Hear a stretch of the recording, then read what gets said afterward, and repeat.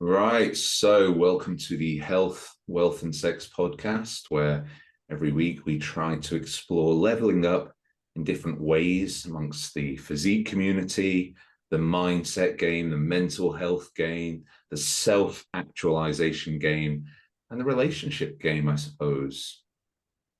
So, I'm Tom. This is Alex. This is the first episode, and that's the first and only time you'll hear that ad hoc introduction. Alex, my man, how are you today? I'm doing good, brother. How are you getting on? Yeah, doing good. Got them prep feels just a couple of weeks in. So Carbs are low. few days of fatigue and so on. Getting the fat off the first time around of the season, I suppose, is the hardest time. Yeah, How are absolutely. you doing? Yeah, I'm doing good, mate. I'm doing good. Just in similarly and beginning to enter a bit of a fat loss phase, and actually it's going pretty well so far. Sleep's still on point, energy's good, workouts are good, and at that initial part where you actually start to see things tightening up quite nicely. And yeah, so I'm happy with how things are going at the moment. Yeah, see your visuals. So Yeah, we're going to talk mostly about 2024 goals. It's January. If we get the podcast out in time, if not, it's February, and I'm sure it'll still be valid and valuable to people. What are your 2024 goals? Oh, you started off with a fat loss phase. What's that? well, To yeah. So let's give so them as the big ever, surprise. yeah. I mean, I was never intending to compete. I always enjoyed coaching people and supporting them and getting them on stage. But a few of my clients, they've twisted my arm, so to speak, and I don't know, they've filled my head with noise, and they said, "Oh, you've got to get on stage with us. You've got to get on stage with us." So apparently now, August, I'm stepping on stage, men's physique. So I'm a while out. I do recognise that, but I'm just Alex likes timelines. Alex likes a good. He doesn't like to be behind on things, so I'm slowly pulling things in, uh, looking to tighten up, and hopefully bring the best version of me come August. Got to Did you nail say, that posing though.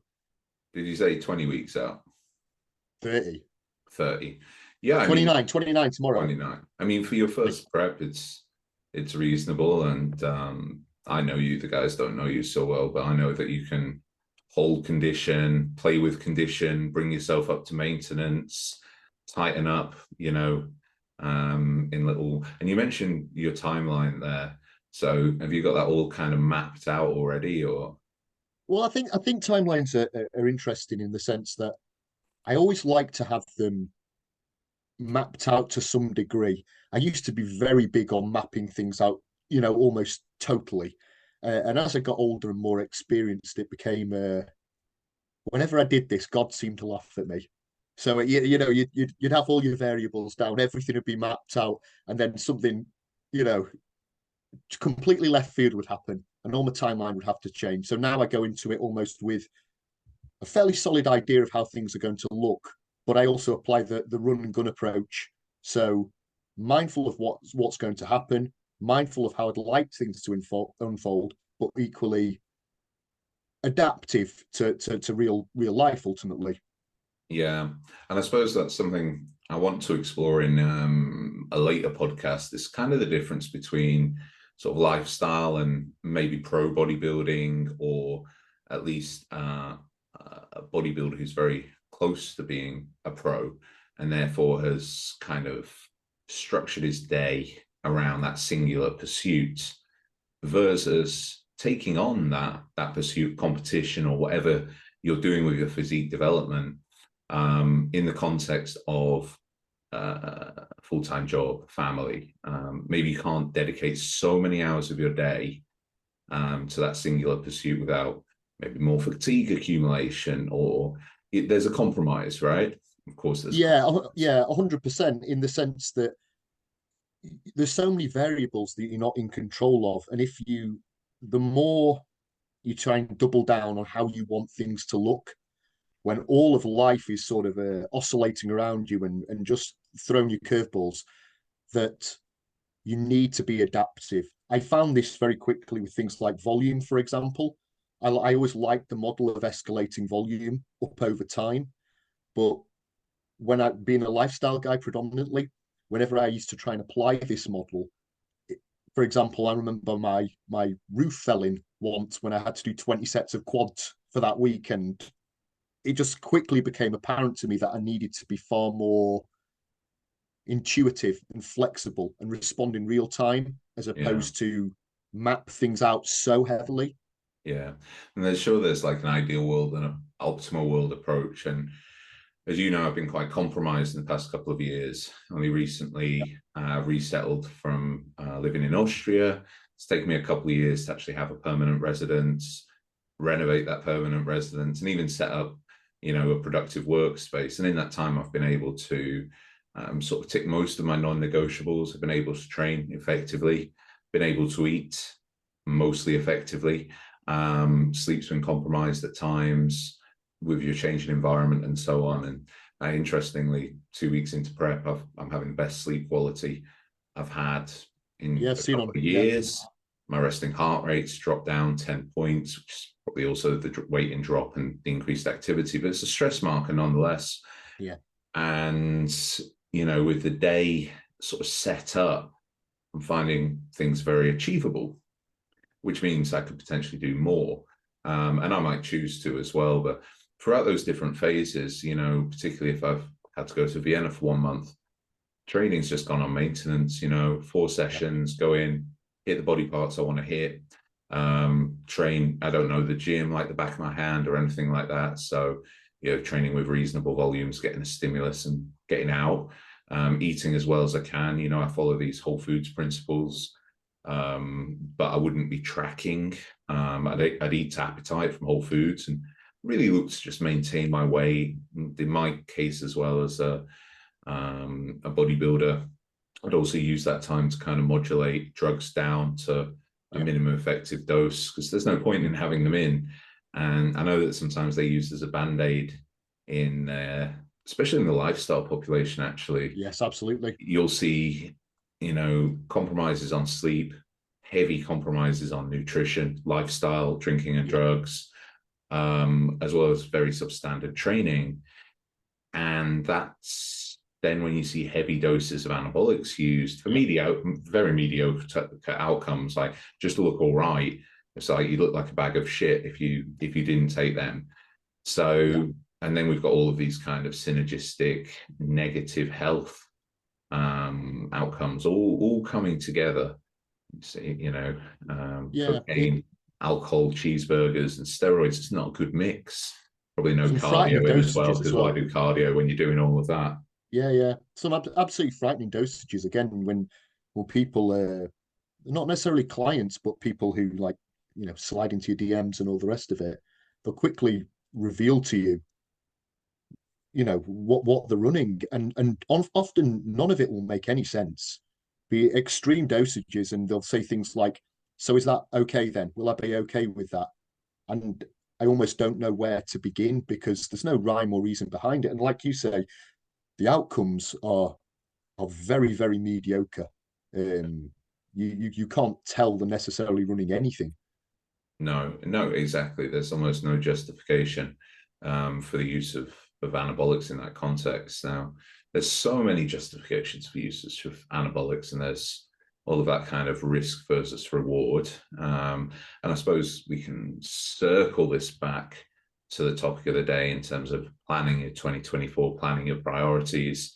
You've been talking about phasing, and then from a physique development standpoint, being realistic about what is required if you're using PDs, what is appropriate as a phase for how life is right now. Now, January, February, March, they tend to be quieter times. Kids are back to school. There's less social interactions. A lot of people in your tribe will be motivated to get in shape as well. So there's almost that Yeah, network of support versus maybe Christmas time where that same network would push back against you having any fucking fitness goals or sort of nutritional guidelines to follow. So it's a good time of year to do a fat loss phase. And then in the summer, it may be more appropriate to maybe be maintaining what you've achieved, show it off because you can't diet forever and you want to enjoy the summer. And then winter for me, I mean, just makes sense that that's your gaining phase. Absolutely. You got to match it, almost match it seasonally, haven't you? It makes sense that that be the phase where you sort of push up weight. Maybe if you're going to add a little bit of body fat, that's where you do it. It's colder. But equally, I think, and I'm sure you see this as well, that during those winter months, if we get ourselves in the mindset of, I hate the word bulking. I hate, or you even sometimes massing. I almost hate the connotations these words bring, because people tend to get sloppy if you let them.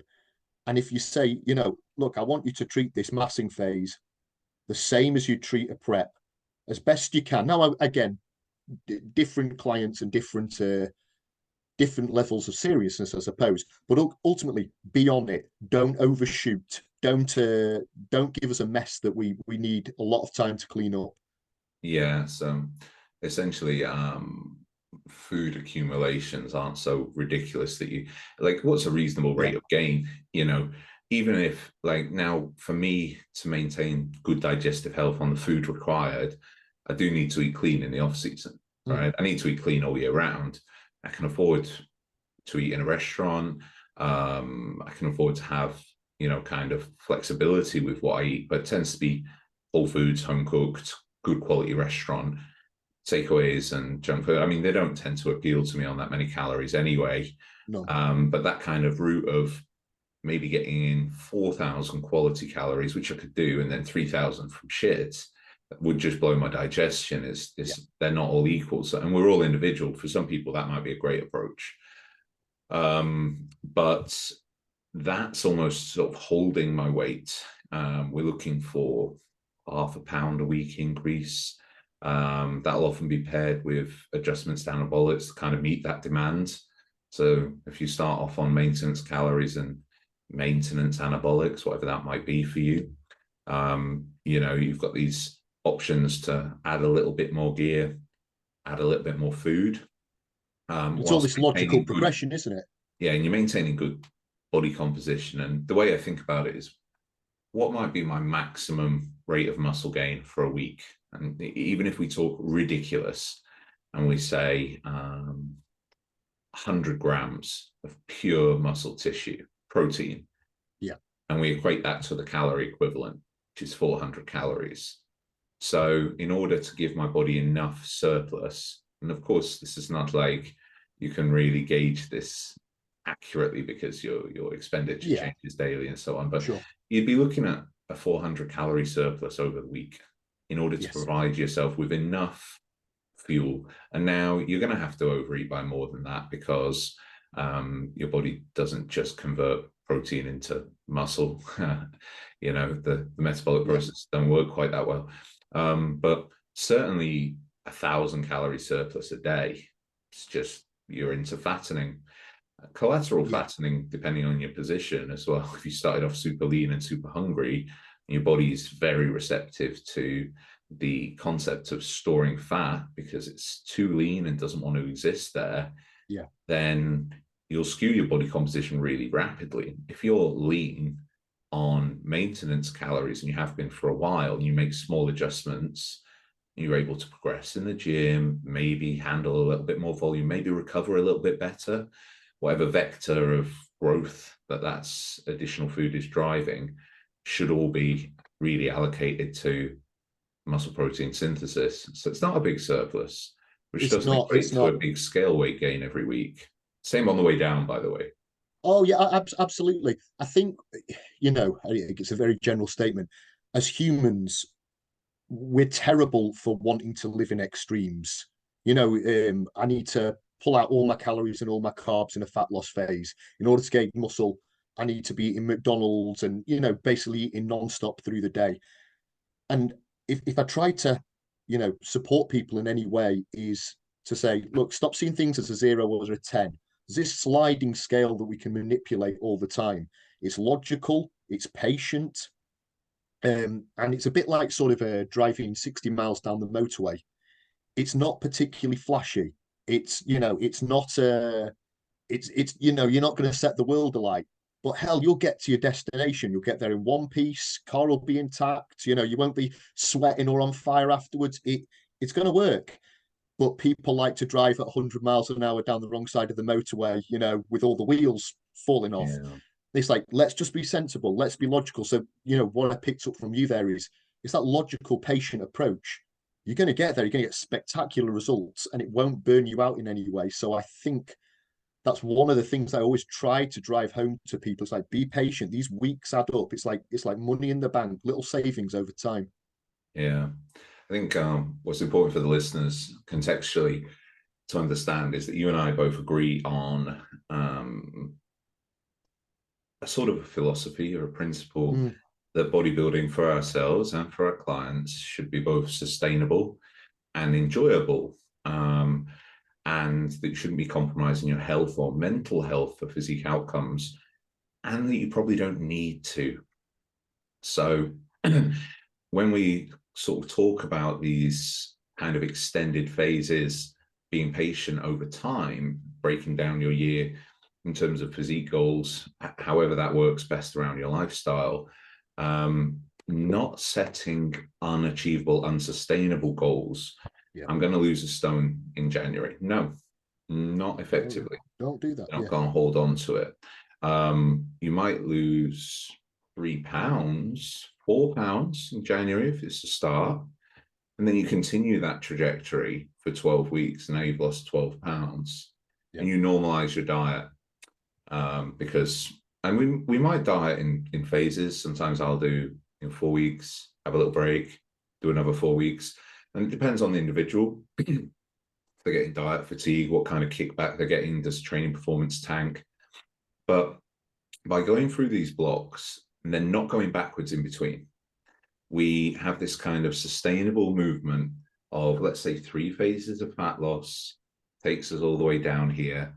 We maintain for a period of time, and then should we choose to move into fat loss again, the body will be receptive to it, or we might move into muscle gain. Again, these slow accumulations, and we get 1, 2, 3 phases, maybe 6 weeks long, even 4 if you're lucky with some individuals. Most people, body composition or biofeedback tends to kick back after 2 to 3 training blocks with the same focus. Yeah. 3 on, and then like 1 where it's a break, or potentially in the other trajectory if you're good. If you're well managed, you could do maybe 3 massing blocks, mini cut, 3 massing blocks, mini cut. But the whole point there is that those stack up because you never went backwards. Those stack up. Now, if you take this attitude of, right, massing, boom, I'm all in, boom, boom, boom, boom, boom, eat everything. And then, fuck, I got fat. It's only 3-4 weeks into massing, straight into a deficit. So you're pretty uncomfortable with your massing like that. A lot of digestive distress, a lot of fluid retention. And again, if you're not well managed, high blood pressure, things like that, it's uncomfortable, is my point. And, lifestyle factors, gassing out, going up the stairs, Yep. gassing out, putting your shoes on, chronic irritability, fatigue, elevated blood sugar goes with those, but it's also with feeling uncomfortable, sweating your ass off, straight into pretty rapid hunger, fatigue, and shitty training performance. And so phase to phase, I never feel good. So what am I doing? And what I see with that is we have this aggressive ups and downs and ups and downs and ups and downs for, end to end point for a year of work. Fuck all has happened because Body composition gets worse. sometimes. Yeah. So, it's like you're not happy ever, you're not comfortable ever, constantly negotiating with food. Training performance is never linear enough to really get in a groove and build quality tissue. And you did all of that for what? For what? No return on your investment. It's funny, isn't it, that when what often people don't seem to see, and because we label it as bodybuilding, you're yo-yo dieting at that point. You're simply yo-yo dieting at that point, and that's what most of the Western population do. They overeat. They don't like what they see in the mirror. Then they undereat. It's like we only need to look around us to see how well that strategy is working. If that was the strategy, everyone would be looking fantastic because 90% of people are doing that. But it's interesting when we have it as sort of like bulking. Again, if you are trying to eat all the food, this is what happens. You quite like the pumps, initially, training's good, you're feeling big, you know, big arms in your t-shirt. Then things get real sloppy. You look in the mirror, drop calories down, and yeah, you've set yourself up in this paradigm where you ain't going to get good outcomes. No, no. Sort of a recipe for giving up, I think, in many cases. So, Absolutely.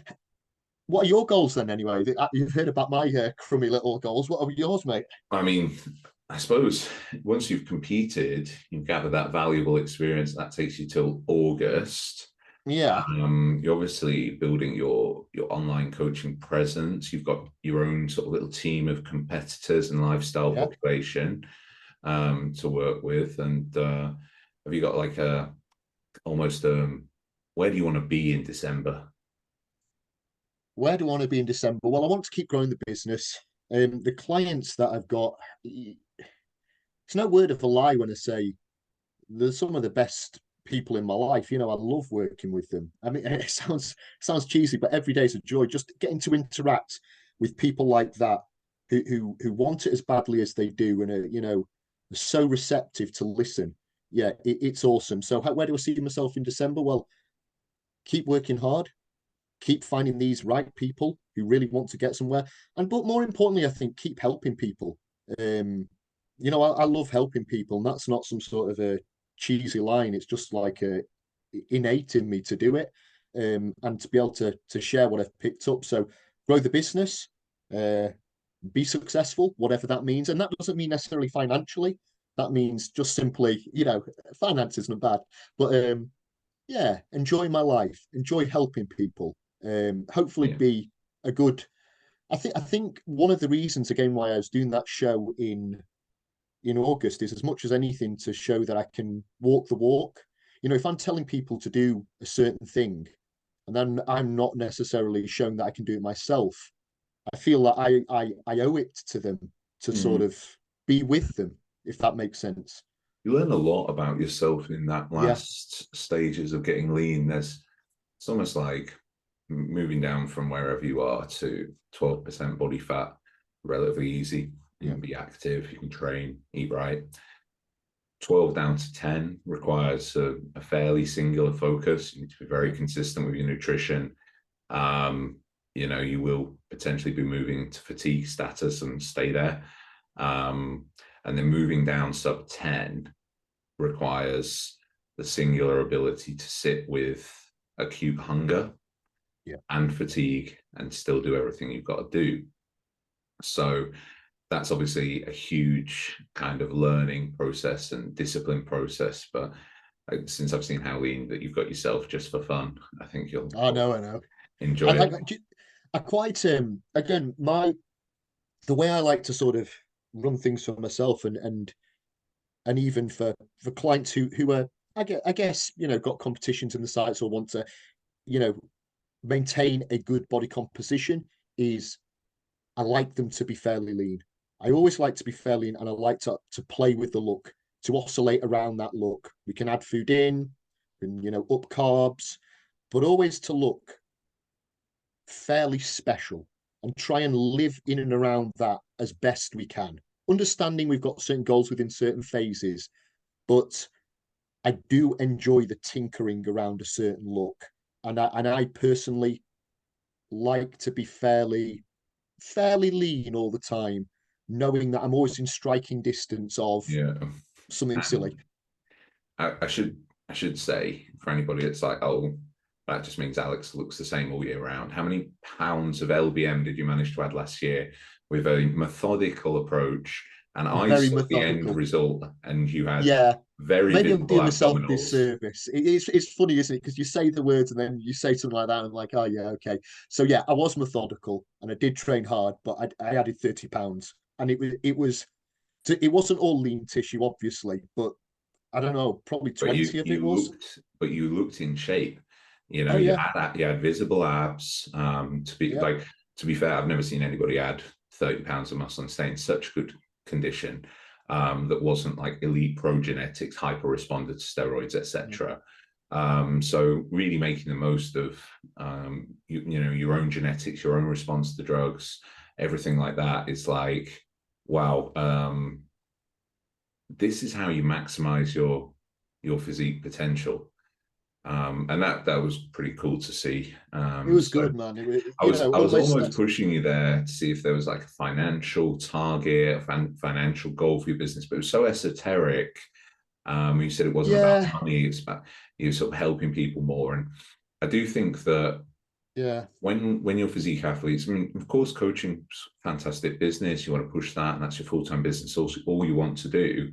It's also if you have your own personal endeavors and those kind of things. It's almost like you want to add value to people's lives and give yourself enough financial freedom to essentially not be trapped. So that's it. The word's freedom. yeah. We're That's just looking that's to give it. That's ourselves it. freedom to live our lives the way we choose to live them, which is fairly simplistically in many ways. And so maybe it's actually a financial goal. Yeah, for many of you, if we're talking business, then absolutely, you'd be looking at your end of year targets.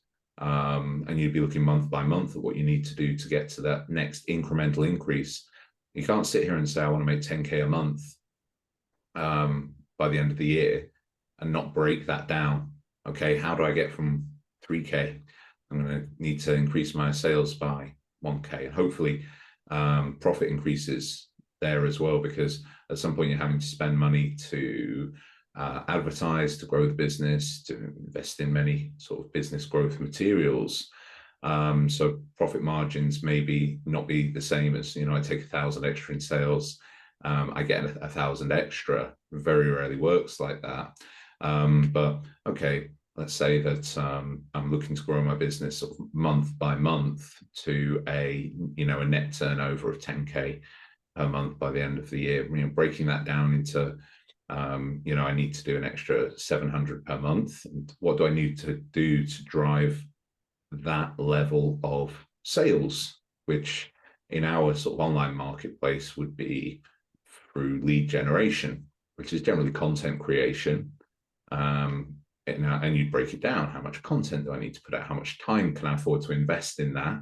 And then just looking and seeing what type of content actually brought you the most interest that month, and realizing that you should spend your time doing more of that kind of content until all of your time spent is as effective as possible. And it's what the most successful sort of YouTubers and TikTokers and things do, is they figured out a simple recipe to produce the same type of content over and over again because they know it works. And they just make money directly from that. So we're looking to, I suppose, or just take away from you what you were saying, I suppose you're putting out enough quality content to attract the kind of people that you want to work with, the people you can help. So you need to speak to the audience there, find the people that need help, and make them aware of you, I suppose. Yeah, that's it. That's it. I think it is that for me. It is fairly esoteric, in the sense that helping people means a lot, and you can see how much it means to them. Um, Now I understand I've got a mortgage to pay and lots of food to buy, but ultimately I do it to help people. Every job and every role I've ever had has been one that's been fairly supportive or caring in nature. So that probably means a lot to me. And anything else that I get after that is a bonus, and all the nice stuff that comes with it. Mm, yeah, absolutely. I suppose I spent most of 2023 sort of setting up to actually execute, because I was living in a building site between Airbnbs, that's just traveling, but I was able to kind of set up the limited company, get that kind of structure and platform in place, start to generate awareness.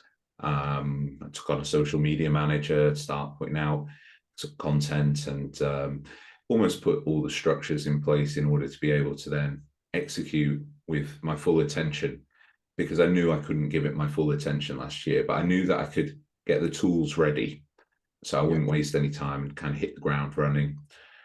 So 2024 for me, that was also about buying back time in a way, because if the structures are in place, if all my coaching sheets are in place, I have a strong existing clientele. I've got strong support, like for example, social media management involves content creation. I'm very good at actually being in front of the camera, like quickly and efficiently. We can film 12 reels in an hour, no problem. But editing those, posting them at the right time, actually creating them in such a way that they're engaging, that I'm not good at it. It takes me a lot of time. Yeah. And so I knew that I wouldn't be able to sustain that in the context of my real goals for this year, which is aside from, continuing to build the business, which I do because I enjoy, I love. And I really enjoy, the work with the physique athletes and the lifestyle clients that I have. It's, my own endeavors as an athlete, as a bodybuilder. So started prep at the beginning of the year we will do a UK regional show, essentially qualification via participation for all of our shows. So it's very early in the season and it's a short prep. So I'll diet hard to get in for it. But the result, the outcome doesn't really matter other than just let's see what the physique looks like, strip down, present it to the best of my ability. And then given how bodybuilding should be linear over time, essentially present my best ever look. Yeah. But then we'll know that won't be the best look I can present this year because the season really starts in June. So we're going to go one a month. We're going to do the Olympia events in Spain, then Portugal, and then Romania. All cities I'm familiar with that I love. The reason for getting out of the UK, I mean, I get a weekend a month. I probably take 4 or 5 days. It's a European show. I know the great local food and produce. I know where to stay, where to train, but I have a great experience. Possibly not in terms of temperature controls. Definitely got to remember to book air conditioning in any accommodation and not through Airbnb because that is a lie every time. So there's aircon and there's not. It's a fucking fan. But apart from that, and then maybe in September there's a local show, PCA Manchester, which I'd like to do because it'd be fun and there's local support. You can have your friends and family come. But again, it's sort of within the context of the season, it's sort of a one-off with a different fed. And it may be that we rest during that time within that phasing because between the Olympia event in Romania and then the Olympia event in Las Vegas, it's about 8 weeks. So a lot will depend on how fresh I am. But I don't think that we'll peak. I think we'll just be consistent with all our variables and kind of go on stage that day, no real manipulations that might disrupt the prep. And if I'm fatigued, and we need to move me closer to sort of maintenance calories and rest me a bit so that I can dial things in for Las Vegas. And then what cool thing is that this year being 40 for the regional, I'll be able to compete as a Masters all year. So we can do the Euro Masters in Italy. And I don't know, I'm somewhere between Classic Physique and Open. I'm also a Masters. So I have no idea what I'm going to do other than doing bodybuilding. I'm going to go and do what I do my poses and show up. And I'm sure my coach, Joe, will sort of play with my look. I'm probably looking to present the driest, fullest look over time. The man's like a computer with his athletes. It's like he learns all the variables and then it refines, So the great thing about the early regional is we get to get like data at the first, at the beginning of the season.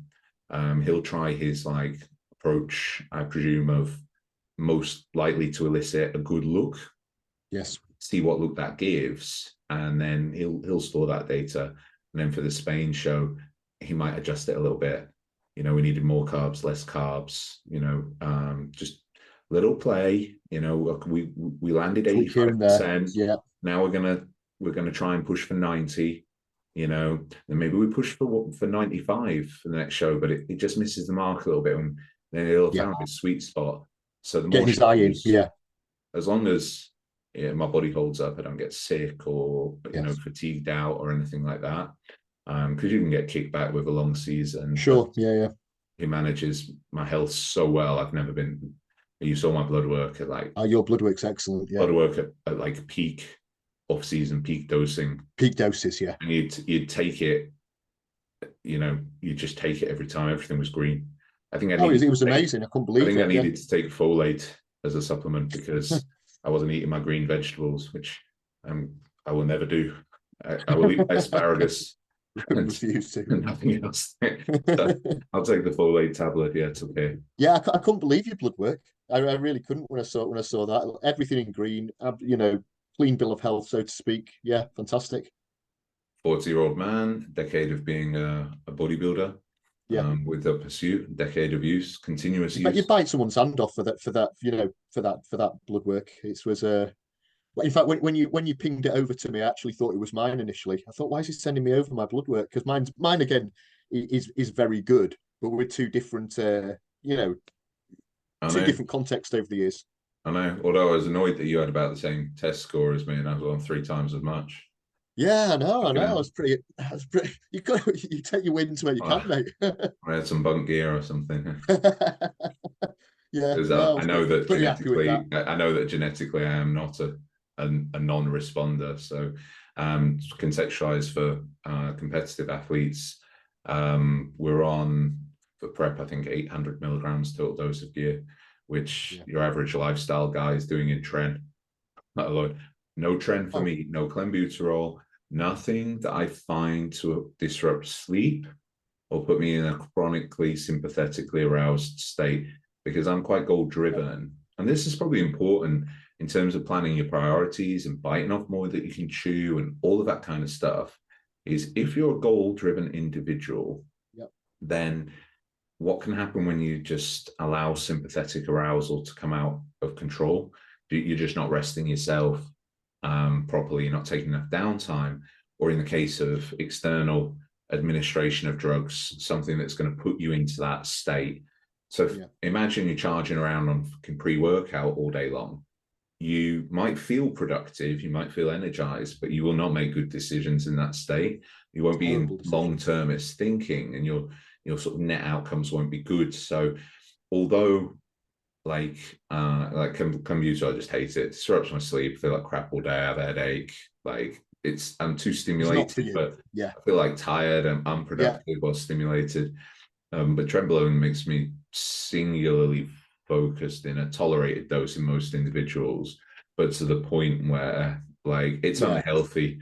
It's unhealthy. It leans into OCD tendencies. Yeah. Yeah. It I creates can relate to all anxiety that. around any deviation from the routine rather than just simply adjusting the routine to still achieve the desired outcome. And that lends itself to restricting your life in order to Yes. deliver that routine over and over again. So I don't want to go there, and it's not healthy. Like as a drug, it's like, well, it's one of the least benign, shall we say? Yes. Someone made me laugh in the gym the other day because they were like, I'm taking like 300 milligrams of tren. I feel great. It's like absolutely no side effects at all, apart from the mental ones. And I was Well, like, that small thing. just the mental sides. Yeah, Just the med. Just absolutely what's going fine. on between me. Yeah. You give me misses a black eye, but you're fine. No acne. Like, Yeah. Yeah. Yeah. Great gains. yeah, one day suicidal, one day full of irrational rage. It's fine. Gains. These little things. It's mad. But like, there's 2 points that you mentioned there. First of all, if I think it's matching PDs to the client yourself, knowing yourself. And you're 40, I'm 43, and you're very driven, and I'm also very driven in my own way. I don't need more sympathetic arousal. My alarm sets off at 5, and it's like people joke, they say, you're a robot, how do you do it? And it's just like just ticking those boxes daily. I don't need anything that makes me more like that. You know what I mean? It wouldn't be good for me. And matching PDs to um me as a human being is important. The other thing was you mentioned about basically biofeedback. you're saying that you know in the literature that the dose of trenbolone that you were on shouldn't cause issues, but almost immediately notice it. Is that correct? Um, there's no dosing in the literature that says this is a healthy, No, no. well tolerated amount of trenbolone. If you operate on the 1 milligram per kilogram basis, you're probably below Yeah, neurotoxicity levels. That doesn't mean that it doesn't drive behavioral change in me. yeah, So, again, personal anecdote and experience. If you're having a good time on 100 milligrams of tren a week, and you're aware that that's not sustainable, for long-term health, you can't have 100 milligram of tren a week every week for the year, but for acute phases where it's used for muscle sparing purposes, which is a good point. That's what it's for. yeah, Muscle sparing primarily. We're not, so we're playing around there. It's like, something that affects sleep quality. Sometimes it potentially is going to drive stress higher to preserve muscle, but so will sleep, and so will being in a relaxed state. And I also get like a digestive response, like my lower abdomen is kind of distended whenever I use it, which I mistook for poor waist control in previous preps and worked super hard on my yes, waist control. And again, you live and learn, because having done that and maintained that waist control work, my waist control now is like savage. It's really good. So sort of a strength to a weakness, because I thought it was a weakness, but if I hadn't ever took trenbolone, I might never have had issues with waist control, and I would never work through that to improve it. I learned how to train abdominals. I learned how to train transverse abdominis obliques, all of those things, and they definitely needed it. And yes, I've got a better six pack, which I had shallow abdominals, which people will write off as genetic. You're still peeled. Yeah, but yes, my abs look shit. So, I learned how to build the rectus abdominis. It's been a pretty cool journey, because a lot of what I do for abdominal training is very atypical. I apply a lot of emphasis to length and range for crunch and leg raise yeah, movements. And I've got my own setups for those as stable as possible, rather than unstable, which are often proposed for abdominal training, because it's not for bodybuilding per se. We want a stable structure that allows incredible range of motion, yes. because the length and range is super important. And just vacuuming the shit out of my stomach for 3-4 years as means Yes. that I can do a good vacuum. I'm not gonna. It's Yeah. not Bumstead levels, but like, we No, should not I don't compare think I don't ourselves to think that many of man. us are on that level. Anytime we start comparing ourselves to Seabum or Ronnie, It's best not we're, to look. we're just going down a dark Yeah, it's best not to look. path. I looked at Ryan Terry the other day. I was having a good day, and then I looked at Ryan Terry. His Olympia win, and I was just like, oh, What a right, I see. story, by the way. What a story. Ryan Terry, UK men's physique champ. How many Olympias he's done? Do you know what I mean? Yeah, How many times people thought the division had evolved past him, yeah, or that because he's like old school. He's been around since yeah. the beginning of Long, men's long time. physique. He's Yeah. still fucking, not only is he still fucking there, now he's the best. Yes. It's like, and his body of work, like he looked amazing, brought up his back loads, Yes. Yeah. Absolutely. His back always was had, amazing. Yeah. the sharpest midsection. So, and just such a lovely guy. He gave me a medal at his show back in 2021. Just a really, really nice guy. I remember he was decked out resplendently in white, and I was all covered in tan. I, um, Did he give you a on you, man. distance? Yeah, yeah. So I think I said that to him. Yeah, it was lovely. Yeah. So But we can you know, celebrate a lovely human being yeah. achieving something very significant, and I mean, And hats off it's a to cliche, isn't it? But that idea again of just not giving up, like you say, he's been around for seemingly ever. He passed him by. It's not passed him by. He kept going. He kept improving. And this idea of just sort of ticking those boxes over a long period of time, and ultimately reaching your goals, whatever that may be, not giving up. You know, it's the guy who keeps turning up day in, day out, he's hard to beat.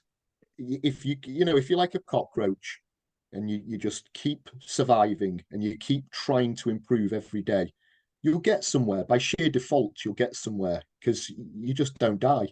Yeah, yeah. I think one thing that we keep revisiting is the idea of box ticking. Mm, And when you're early on in bodybuilding, that can seem like a lot of boxes. And it is, because you've given yourself a lot of boxes that don't fucking matter. So yeah. we really want to break that down. When we're talking about planning your priorities, whether that's business priorities, relationship priorities, your physique priorities, and I'd highly recommend spreading your priorities across those three if you want to be Mm, happy. You may choose not to be in a relationship to pursue one or another goal, more aggressively. But if you're in a relationship, then they're factored in. Plan your big wins. Don't structure your entire day around minutia that really makes no difference. Don't track your salt, season your food.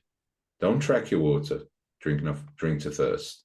You don't need to weigh and measure all of your food necessarily. If this can be helpful, you might need to learn about food. You don't need to track macros unless you need to learn about macros. You can eat intuitively if you're educated. It all depends on, your sort of start point there, what those boxes to tick are, but they shouldn't be an overwhelming amount over time. So essentially, your fundamental principles are to eat well, to serve your training performance, your performance at work, and support your family, right?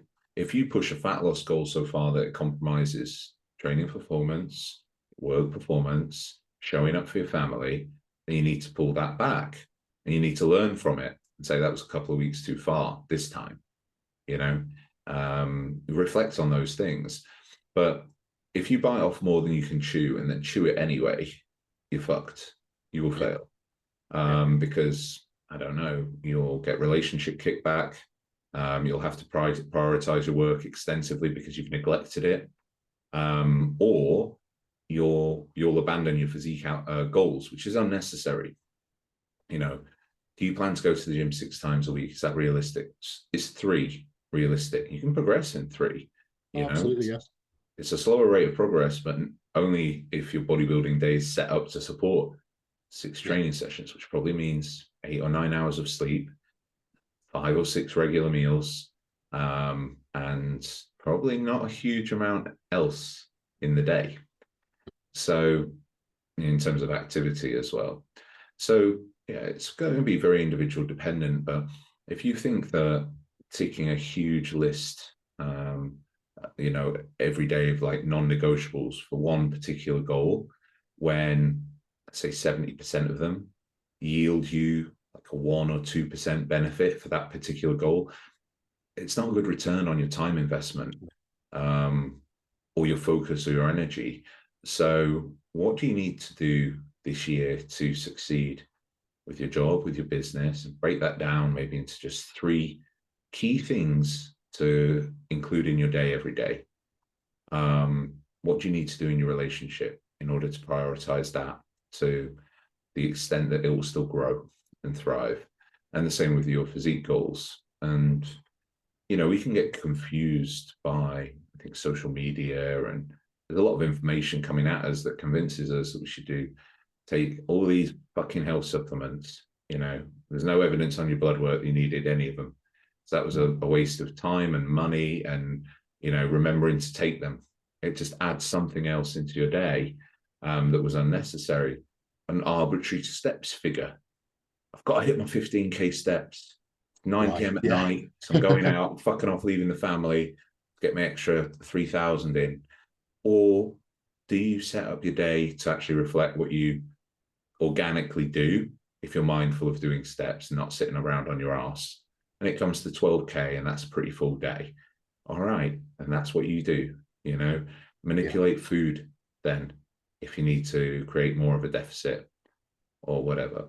Um, you know, it's just a very Yeah, simplistic process when you really break it down.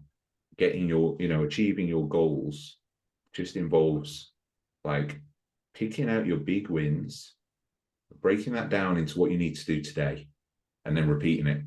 yes. I think everything I was just nod along there, to all of it really. Humans, we have a complexity bias where we always say always we tend to assume that the more complex something is, the better the results it will deliver. And and it's rarely true. That's why, sometimes when you see training routines written down, it'll be like, pie charts and sort of swivels and all sorts going on. And you'll be kind of like, wow, that looks amazing on paper. Can you ever do it? It's like, no, I fold mid-session. But on paper, it looks incredible. And it's like with diets, on day 3, I pull all the carbs out, then I shove them all back in. And in the end, what it comes down to is something that's relatively simple that you can deliver day in, day out, that consistency over time. And that idea of what are your key drivers of progress? What's actually driving the progress here? Like you said before, doing X, Y, or Z that's adding stress to your day that maybe impacts 1%, 0.5%. It's like, God, not put that in the bin, but that ain't important. Mm. Do the 90% every single day. And yeah, it will deliver the results that you want.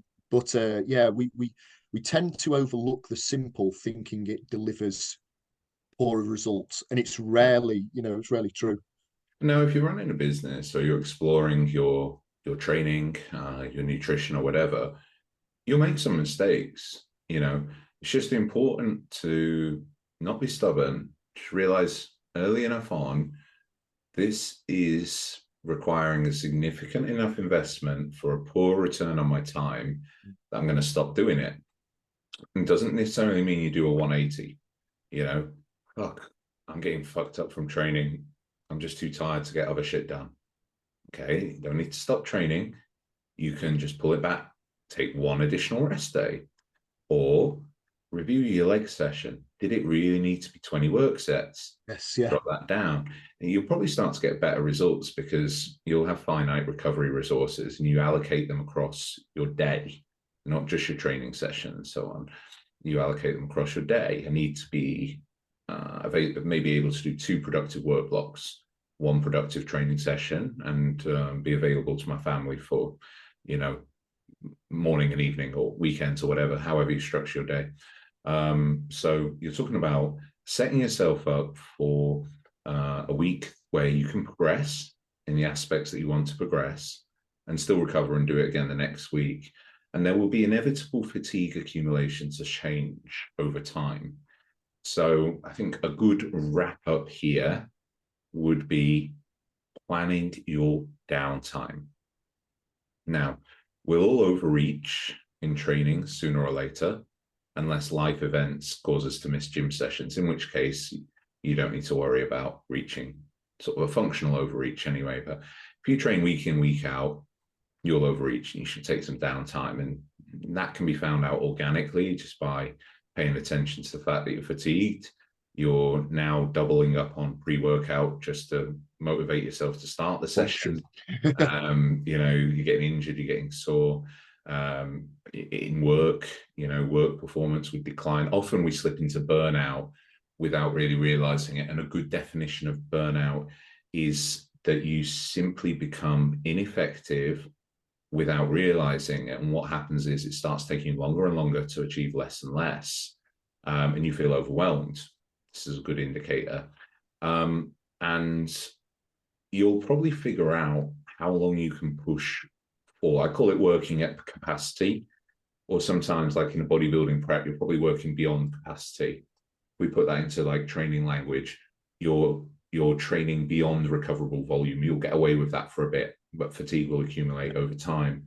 You can do that as long as you know how long you can do it for.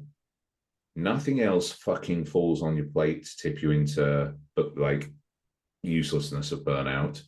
So you're always playing with fire when you exist on working at capacity or beyond capacity, because a significant stressor will just finish you right there and then.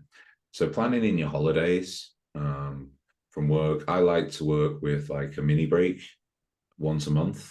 So I tend to work straight through the year. I don't normally require like a 2 weeks away from my phone or anything like that. Within my day, I've got adequate downtime planned in as well. But you might just look at you're an employee, and you might just look and go, right, I'm going to book my holidays. I'm going to book 1 week every 12 weeks or so, something like that. 2 weeks over the Christmas period or 2 weeks over the summer holiday period. I've got my 5 weeks planned in nice and periodically. And I know that I can push up until that point, because then I'm having guaranteed downtime to rest and recover.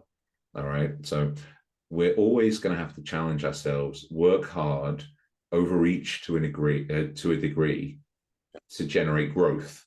It's really, really important. Growth won't happen without hard work, and hard work doesn't come without fatigue.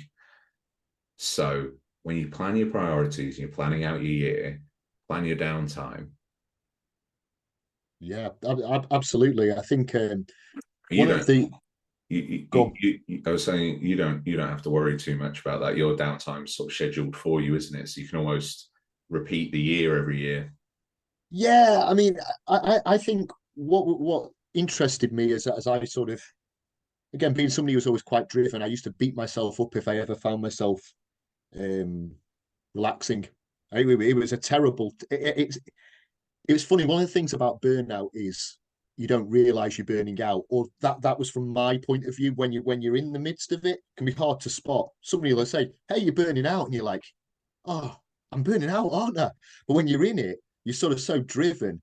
And I used to beat myself up a lot about simply allowing myself to relax, allowing myself not to get anywhere.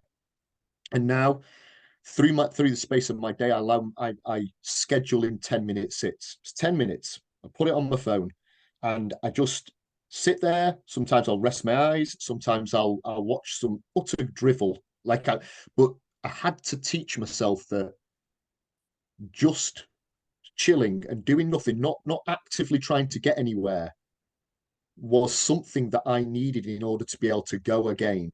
And once it clicked for me that my performance was better when I actually allowed myself these scheduled off moments, again, that's the paradox that when I was allowed to myself to back off and chill, my performance was better. But I Yeah. couldn't see that for years. Again, something that comes maybe with age. I mean, when I actually worked for somebody, I was just pushed into burnout. Yeah. Oh, we're slashing staffing budgets. You still got to deliver, and so you end up, working way too hard, and again burning out very quickly. I would work 30 days at a time, 12 to Oh, 16 yeah. hours.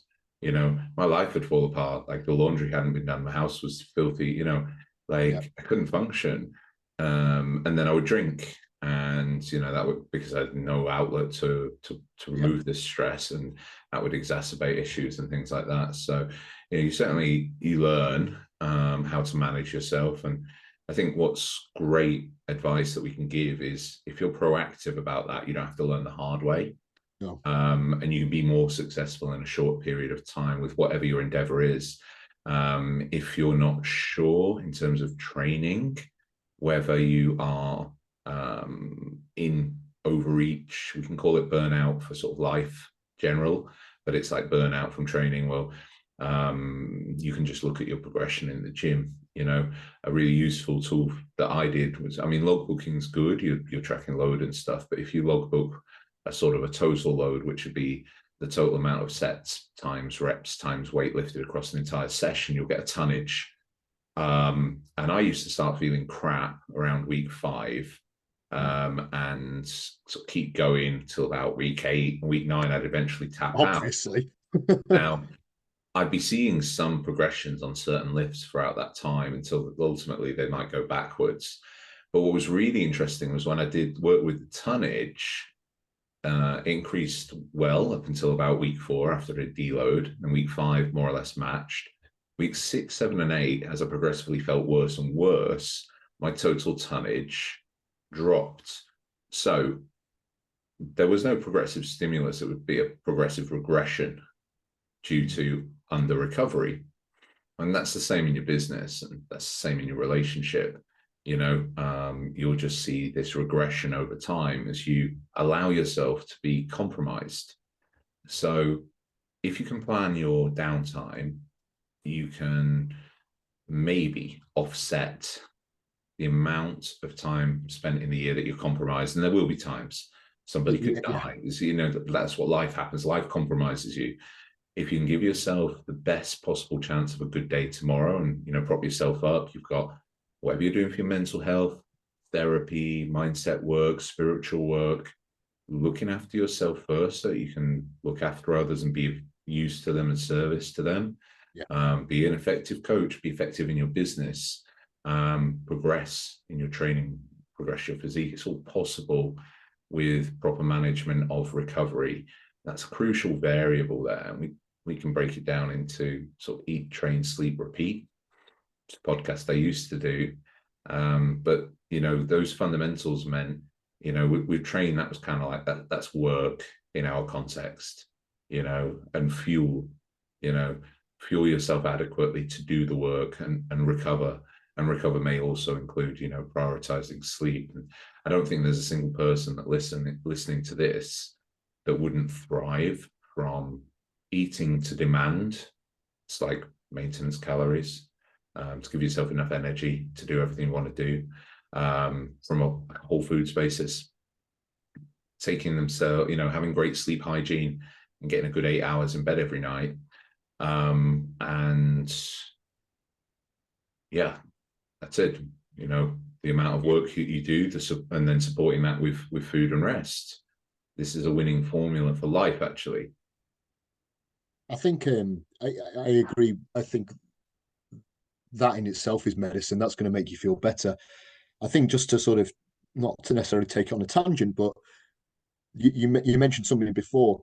What can happen is there can be an anxiety about not ever feeling tired. What's wrong with me? I feel tired. It's like life's tiring. You work any sort of job, plus training, plus maybe it's like you're going to be tired. At the end of the day, you're going to be falling asleep. It's like that's natural. But sometimes I think societally at the moment, it's like, hey, I'm a bit tired and in a bad mood at the end of the day. Is there something up with me? It's like, no, you've worked hard. It's time to rest and recover. This is the cycle of life, and life has always been a version of that. So I can see a lot of I see people's sleep actually getting worse the more they worry about sleep. Yeah. I did a big sort of sleep hygiene experiment when I first got the Aura Ring, which, by the way, if you're into life optimization, really recommend the Aura Ring. If you can interpret the data and actually action meaningful changes, adjustments to your lifestyle, it's not always possible. If you get a shitty sleep score and you've got a 6-month-old baby, that ain't exactly changing. Yeah. But it's really, really useful for data. And of course, I tried all the different things that you could, many things. You could have a list of 30 things. I think I was given a list of 30 things, or maybe I just Googled it, you can do to improve your sleep quality. And for me, it broke down to wearing a really good blue light blocking glasses before bed. I can't even wear them for this podcast. They just relax me too much. I've become like, just like super chilled, to the point where my brain really stops to disengage, which is great. I can track on my ring my daytime stress levels. Right now, it'll say that I'm engaged. I know it will. 20 minutes after we finish, I'll have my glasses on. I'll be sat in front of my dinner, and it'll say that I've moved into a restorative phase, which is really where I want to stay until I want to become productive again. And I manage my stress so well during the day that most of the time it perceives me as being relaxed, even when I'm training, actually, which I sort of think, well, maybe I'm training like too much of a pussy, but whatever, I'm still making progress. So it's a really useful tool. But the big wins for sleep, as I say, it was just to put those glasses on so I wasn't being stimulated by the screen time that I'm inevitably going to have. I know we can read by candlelight. I use warm lighting, soft lighting, etc. But ultimately, devices stimulate me. So that was one thing. And then I take some melatonin gummies about 20 minutes before I want to go to sleep. Brilliant. So And that's it. And Two things. I Yeah, love the neuroprotective properties of melatonin anyway. yeah. You know, offsetting sort of dementia and sort of cognitive decline, generally speaking. So something that I suppose I'm worried about, since I feel like I'm armed with enough information to sort of stay in my prime for another couple of Yes. decades. But Yeah, yeah. you know, protecting my brain to match my body would be probably the ideal for living the greatest life in the Yeah, body that I absolutely. choose to live in. So, yeah. So a good chat tonight. Absolutely. I think we've managed to explore our existential sort of style of approaching sort of physique development and life, and get that message across. So, yeah, lovely one. Yeah, thank you, mate. That was Yeah, awesome. that's good. So we'll wrap up. Thank you, everybody, for listening. It's been a good one, and look forward to the next one.